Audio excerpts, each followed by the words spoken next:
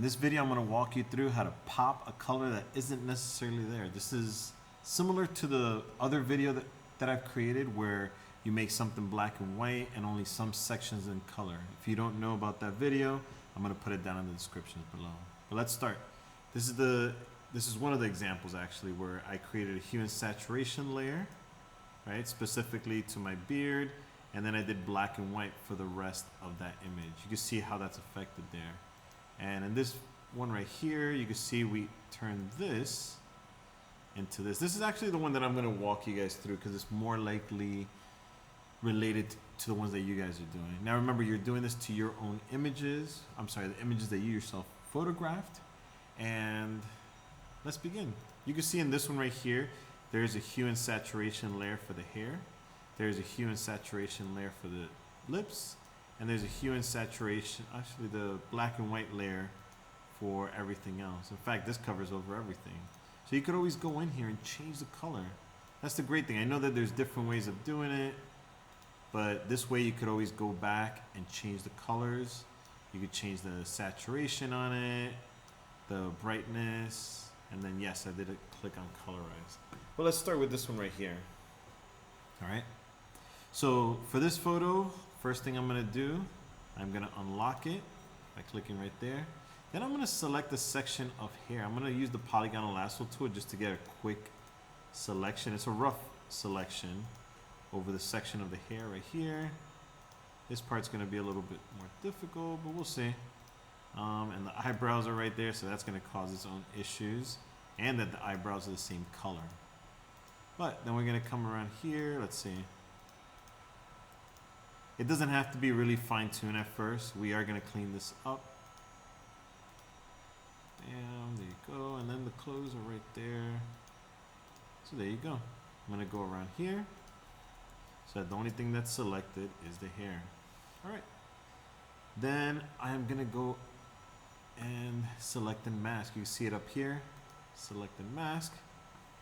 Shows me a crazy version as if I cut it out with a scissor. But then I'm going to click on the refine edge tool. We've used this before. If you haven't, there's a few videos that kind of walk you through that. You can see you could fine tune those little sections right there. Fine tune these sections right there.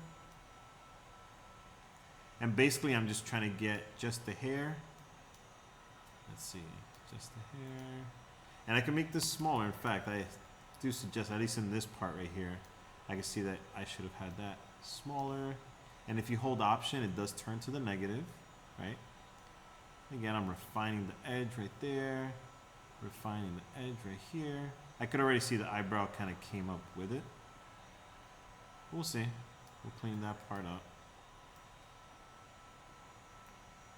This part right here. I should have done a better job, at least right here on the clothes, so that way it didn't interfere with it. But all these things, the great thing that I like about it is that all these things are things that you could go back and edit afterwards. You could change the color, see what you like, and then go back and even refine it after that. Okay, it's not going to be perfect, but let's see how this goes. If I wanted to really spend my time in it, I could fine tune any of those sections right there, the ones that seem like they still have a little bit of skin behind it, right? Holding option, I could clean this up. All right, I'm going to spend 2 more seconds. 1 and 2. That's it. Oh, hold up. Eyebrows. Boom. There. I can click on this right here and get rid of it, holding option, right? Because those are eyebrows. I just want the hair. Eyebrows. I just wanted the hair. There we go. Yep, that worked out. And that worked out. Okay. I hit OK. I have a pretty rough cutout there of the hair, but it's still refined. I click on the half and half circle down here at the bottom. All right, and when I click on that, I'm going to go to hue and saturation, right? Hue and saturation pulls this up. I want to colorize it. Yes, you can see it's already changing the color of the model right there. I could change the intensity of it, the saturation itself, make it darker, make it brighter. If you go too bright or too dark, obviously it looks too much like it looks fake. It looks fake basically. So I do that with the hair. And then I want to do the same thing with the lips. I come over here. With this one, I actually do want to get a little bit tighter because there's some sections right here that have the harder edge, but then everything else is a little bit softer. So I'm going to get a little bit tight on this. Of course, because you guys are going to be taking your time, yours would be a little bit better than mine. I'm just going through for the video to show you the idea and the steps on how to actually clip this part out. There you go. I get down here to the bottom where there's no exact place where she stopped putting the lipstick and not.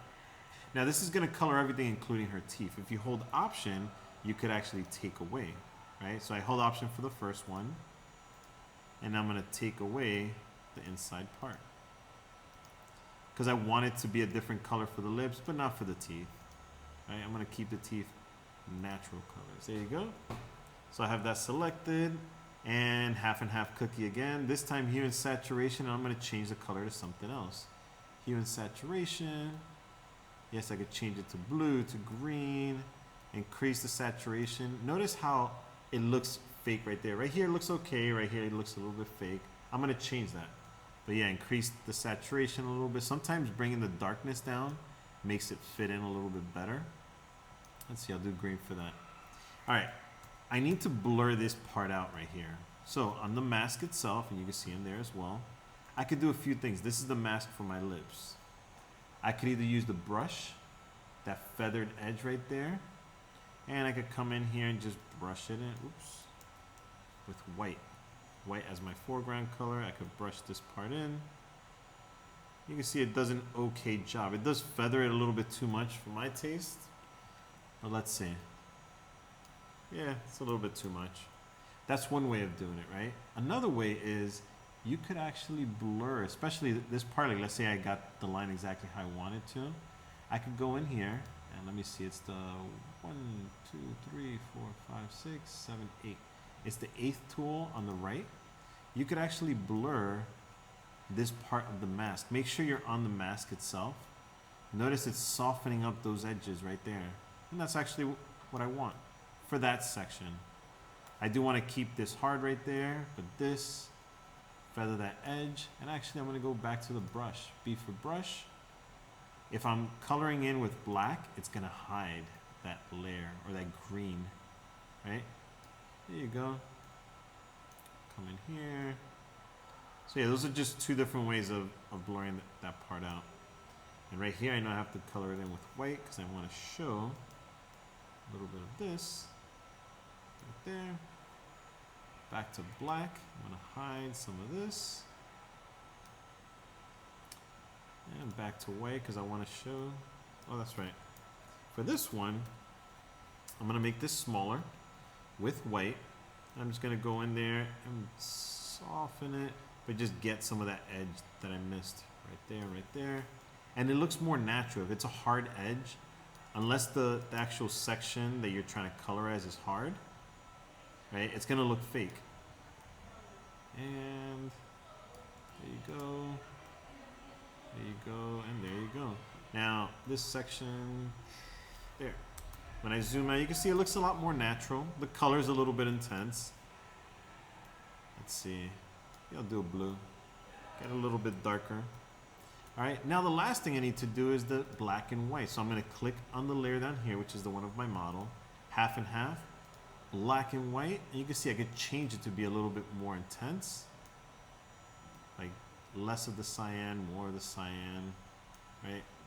The blues, that's not really affecting it. This will definitely affect it. But for the most part, I'm going to leave that natural. Look at that. It brings out all the different like pores that they have in there, right? Yeah. Maybe right there. And then that's good. So you have one layer for the hair, one layer for the lips, and one layer for the black and white. And that affects everything. All right. I hope this helps. Take care.